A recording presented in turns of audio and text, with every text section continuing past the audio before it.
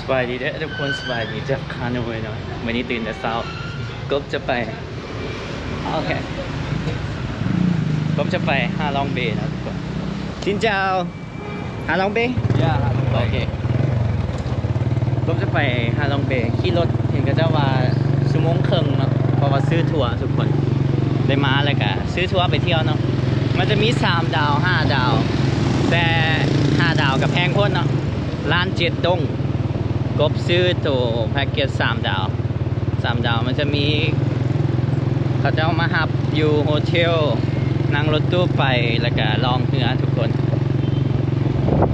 มันเรือนกัน700,000คุณเนาะเดี๋ยวกบที่คืนให้ล้านดองเท่าไหร่เท่านี้เนาะล้านดองและล้าน7เท่านี้ได้มาอะไรกันไปซะเห็นเขาเจ้าว่างามเนาะตุ้ยกับบอกว่าซื้อทัวร์เนี่ยมันชื่อเขาที่ไปเองนะครับก็ได้นะต้องซื้อทัวร์เนาะอันนี้เขาเจ้ารถจักรมากลับไปอากาศดีเนาะยูเวียนทุกคนเป็นครั้งแรกที่ขี่รถจักรยูเวียนซ่อนรถจักรทุกคน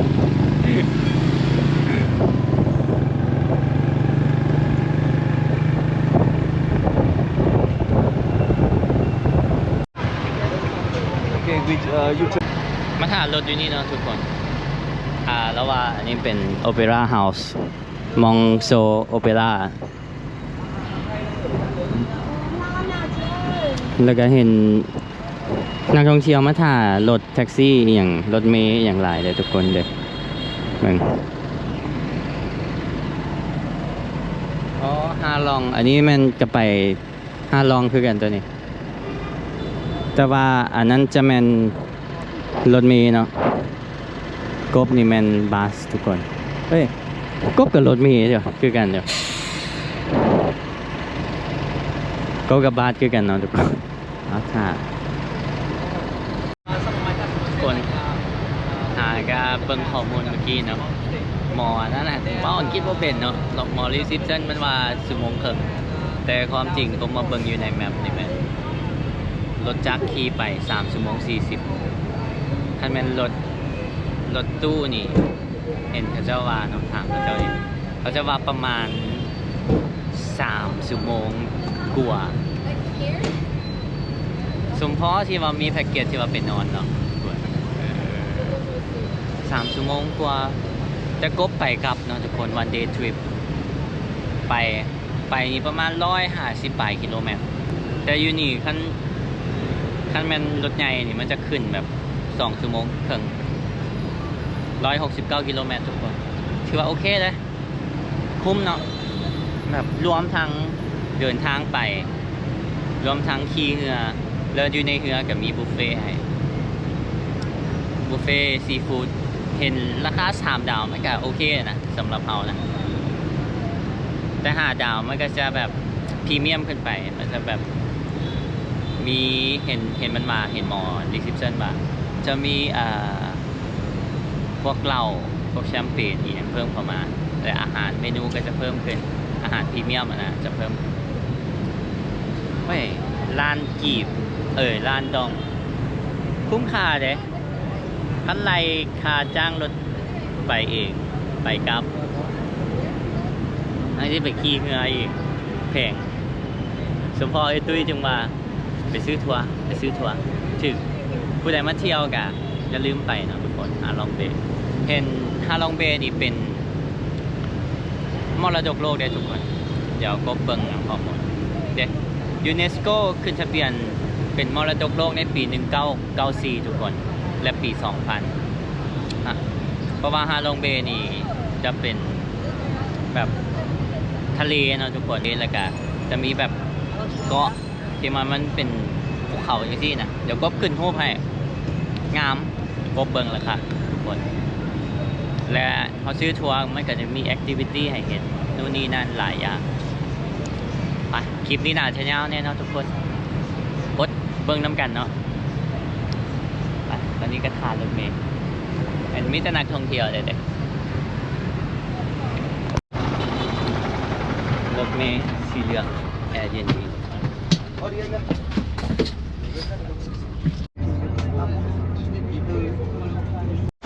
เขาเจ้าจอดให้ซื้อเครื่องซื้ออย่างกินข้าวนะทุกคน15 นาทีก่อนไปต่อก็เลยเอาข้าวใส่ข้าวก็ยังบ่อย่างเนาะเราจะซื้อขนมทุกที่กินไป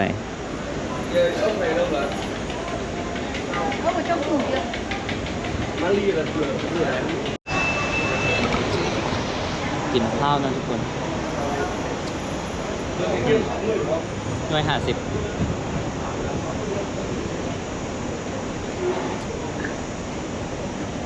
ไอ้ใกล้แล้วตลกเลยทุกคน Where you from ลาวเราเบิ่งหน้าก็รู้ว่าเป็นคนลาวแล้วก็โอ้เวียดลาวบาเตอร์เวียดลาวเป็นไอ้น้องกันเลยม่วนเนาะมาจังซี่กับแปลกดีเลยทุกคน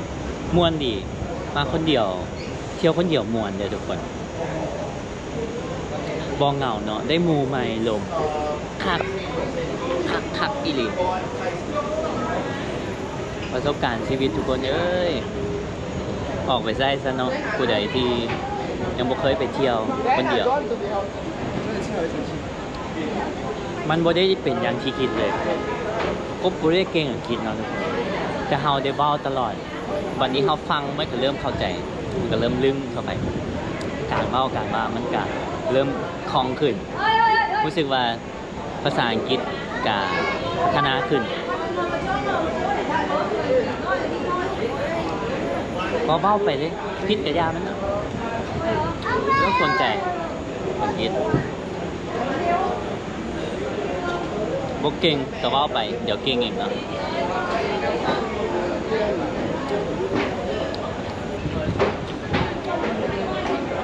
พอดีได้มูจากงานเราอยู่ข้างๆเม็กซิโกไอ้อย่างบาฮูลัดบังนี่อย่างวะประเทศอย่างวะบังดุรัตนี่อย่างวะจื้อเว้ยจะมูมันตลอดนอนบ้องเอาแล้วนะทุกคนใช้เวลาไปตอนนี้12 โมงครึ่งพวกเขาออกตอน9 โมงแต่ว่าเขาเจ้าแวะไปมองทัวร์อย่างไรนะเห็นราคาอยู่นี่กับประมาณ 4-5 แสนเลยทุกคนซื้อทัวร์มาง่ายเนาะแล้วมื้อนี้เขาจะไป3 บอน12 โมงครึ่งเขาขึ้นเรือเนาะครูซแล้วก็กินข้าวมันจะปีแล้วทุกคนนี่กำลังจะเข้าไปเขาจะเสกปี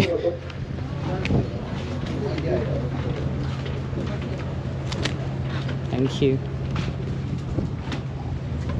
นี่จะไปลองเรือนะครูซ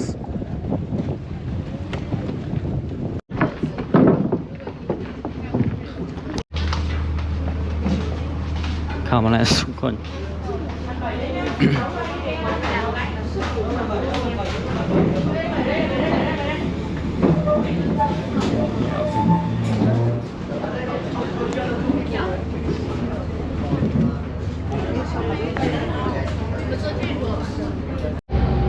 นี่ออกแล้วอันนี้3 ดาวเนาะแล้วก็โอเคแล้วนะวิว3 ดาวบนอาหารกุ้งไข่หมึกแดงของหวานยอดจืดปลาแกงปลาน้องทุกคนต่างประเทศพวกมากินพื้นท้องเนี่ยเอากระไซเลยครับโชคดีไหม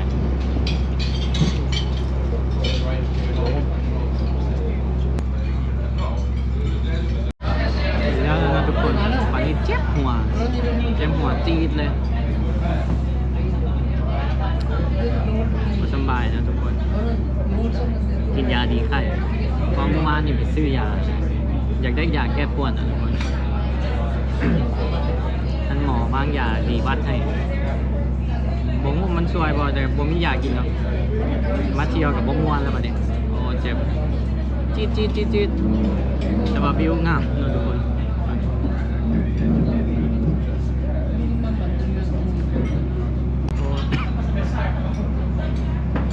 มันซ่านนะ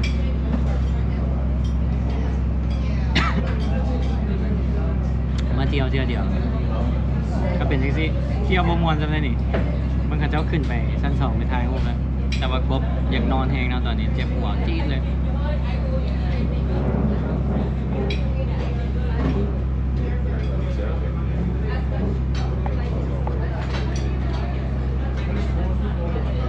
แต่ถึงมาเที่ยวใหม่ครับนี่ทุกคนอันนี้เป็นอันหนึ่งก็ดีขึ้นเนาะเบิ่งวิวโคตรงามเลยคนนี่เราจะไปขี่rolling boat เนาะมันมีฟรีอันกายากิ้งแต่กบยันเปียกก็เลยบอกขี่หรือว่าม่วงไหมกันแมนดีบอล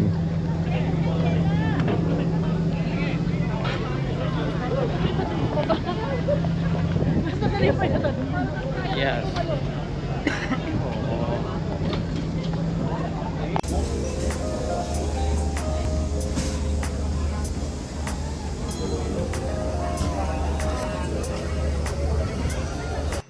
นี่กบที่ขี่ rolling boat นะทุกคนเรือ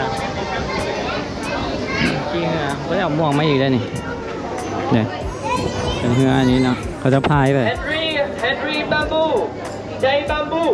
finish right มาวันนี้ลองเรือทุกคนพายเอาเนาะพายก็ต้อง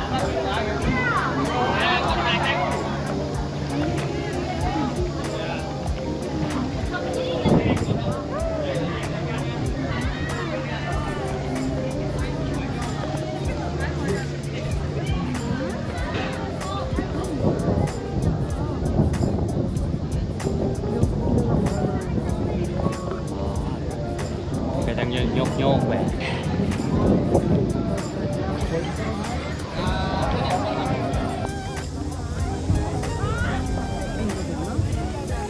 อาจจะขี่เข้าไปในถ้ำนะทุกคนรอด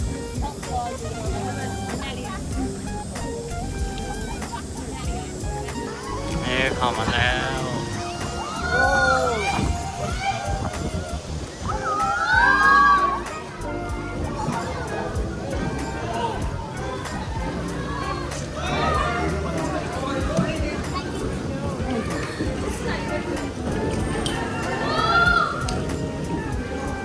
เขาจะพายมาเป็นเนาะง่ายๆจำตลอด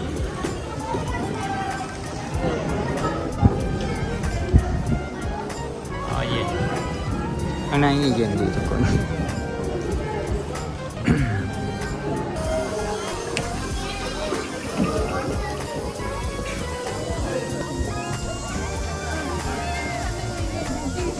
ก็อยากคว่ำ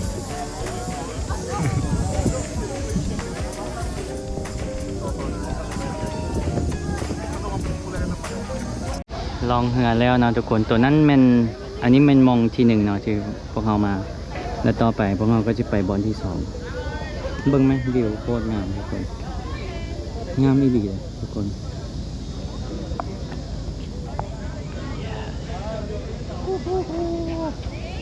เจ็บหัวเนาะบ่ม่วนปานใดแต่ว่าเห็นวิวแล้วก็เริ่มดีขึ้นทุกคนเจ็บหัวแล้ววันนี้เราไปขึ้นเรือ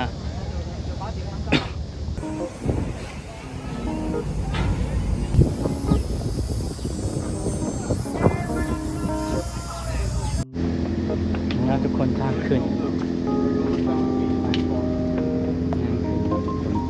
พันไปขันเห็นใกล้ว่างามเด้อทุกคนย่างขึ้นมาเบิ่งวิว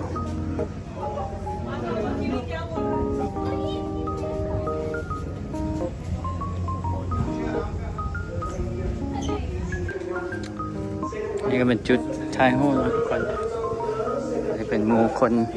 ฮันดูรัสโอเคก็อากาศโคตรเย็นเลยตอนนี้ You want photo? โอเคเข้ามาทำทุกคนเย็นดีนะเย็นดีหายใจสะดวกมีน้ำอยู่ใน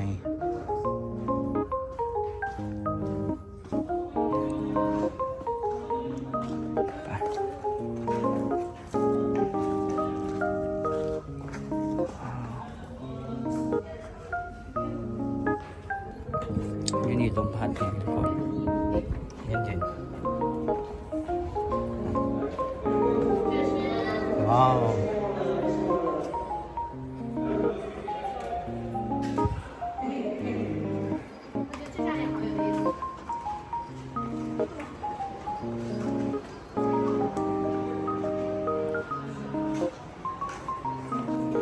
งามมากเลยหนึ่งทุกคน เจออันนี้งามขนาดกบอยากทายให้ทุกคนเบิ่งแบบเที่ยวไปรอบๆโอ้ยเสียอะไร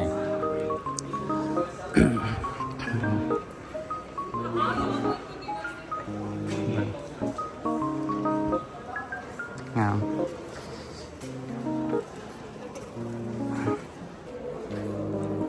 ใหญ่เลยทุกคนย่างไปพุ่นแล้วอ้อมมานี่เนาะ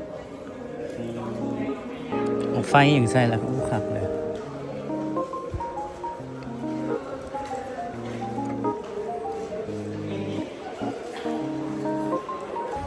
ย่างมากับข้อทางขึ้นทุกคนมุมนี้มุมถ่ายมุมกับมีของฝากหลายเฮ้งามขอบนึงเนาะ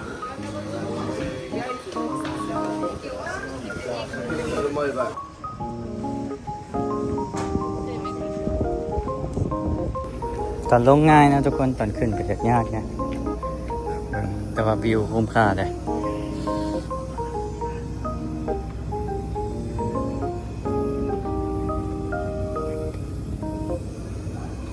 นี่เป็นทางยางกับพวกเราทุกคน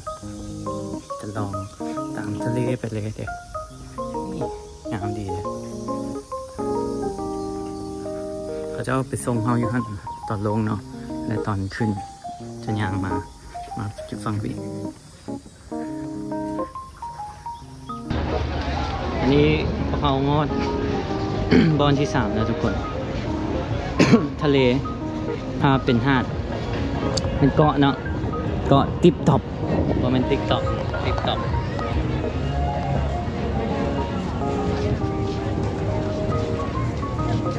ก็ได้เอาเครื่องมาดิบ่ได้ฮู้ว่ามาลงทะเลเนาะผมยังบ่ฮู้ซ้ำว่าทาลองเบ้เป็นทะเลข้อมูลเฮาบ่ได้ศึกษา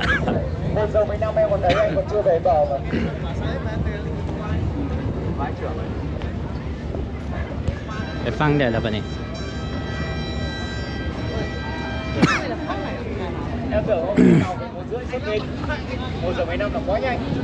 เมื่อไหร่นะทุกคนบัง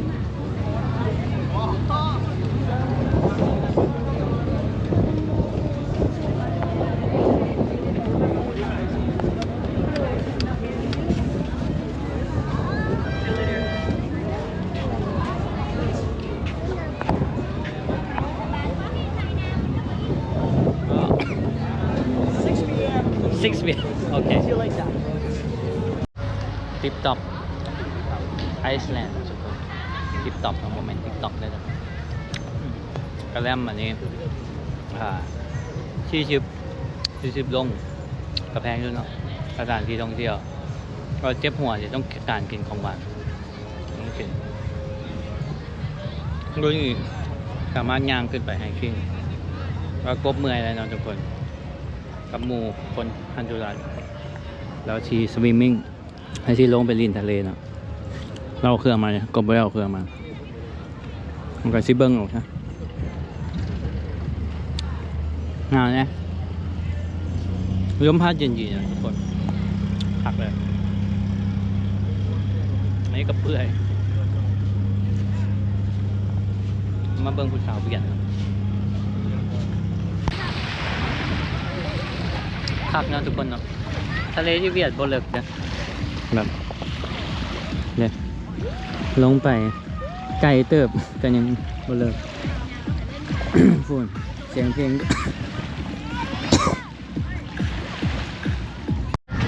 งามนะทุกคนคุ้มค่าเห็นธรรมชาติในการดีขึ้นชาวเจ็บหัวเลยตอนนี้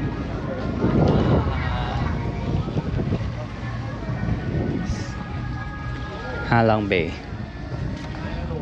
คนเวียดจะเอิ้นฮาลองใบ คนเวียดจะเอิ้นฮาลองใบนะทุกคน ไปวันนี้ทุกคนขึ้นไปอยู่ถึงเบิดแล้วลืมบอกทุกคนอย่าดมกบรอดย้อนอย่าดมเนาะทุกคน แต่ว่าอย่าดมกบให้มันเฮียเดี๋ยวให้มันเป็นสิ่งที่มันเฮียและดีแต่ว่าหมูคนฮันดูรัสเราเอามาให้ เรามีหลายอันเนาะเราซื้อไป12 อันแล้วว่าเราก็เลยแชร์ให้โอ้เราใจดีเลยทุกคนมาเที่ยวคนเดียวก็ได้หมู่ใหม่ม่วนได้อทุกคน มันไม่ได้เป็นอย่างที่คิดเนาะเดี๋ยวเราให้รอดย้อนเราเนี่ยทริปนี้อีลากอีเรือเนาะเพราะว่าพักผ่อนหน่อยทุกคนก็เลยบ่สบายเนาะเจ็บหัวและก็ซื้อยาพิษเนี่ยวันนี้กลับไปก็จะไปกินยาแก้ปวดก่อนขึ้นมาเชิงแล้วครับทุกคนดูเพลงอีก Yeah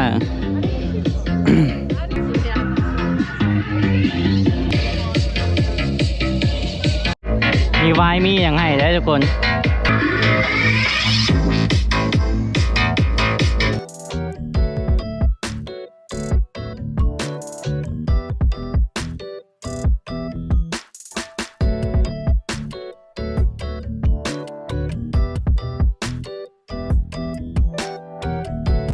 งามทุกคนเบิ่งจะเห็นเมืองเนาะตอนแรกแล้วเขาจะอันนั้นไฟใส่ฮัลโหลงามทุกคนตอนขับเบิ่งโคตรงามทุกคนตอนนี้กลับมาฮอตฮานอยแล้วเนาะตอนมาแป๊บเดียวเลยทุกคนเพราะเขาเจ้าบอดี้แวร์หลายก็ใช้เวลาประมาณ2 ชั่วโมงก็มีทางด่วนเนาะทางสบายทางสะดวกสบายแล้วเจ้าก็มาส่งกบอยู่เมืองเก่าแล้วก็ย่างไป โฮสเทลนะทุกคนย่างกลับโฮสเทลประมาณ500 เมตรบ๊ายบายแล้วทุกคนเจอกันคลิปหน้าทุกคนก็มวนหลายเนาะเดี๋ยวขอเวลาไปซ่องยังกินก่อนเข้าแรงก่อนเจอกันคลิปหน้าทุกคนบ๊ายบายจบทริปแล้วถ้าลองเบรกเดี๋ยวมื้อหน้าสิมาใหม่ไปสุดนี้มาบ่ม่วนเด้เจ็บหัวเด้บ่สบายเดี๋ยวสิมาใหม่บ๊ายบายทุกคน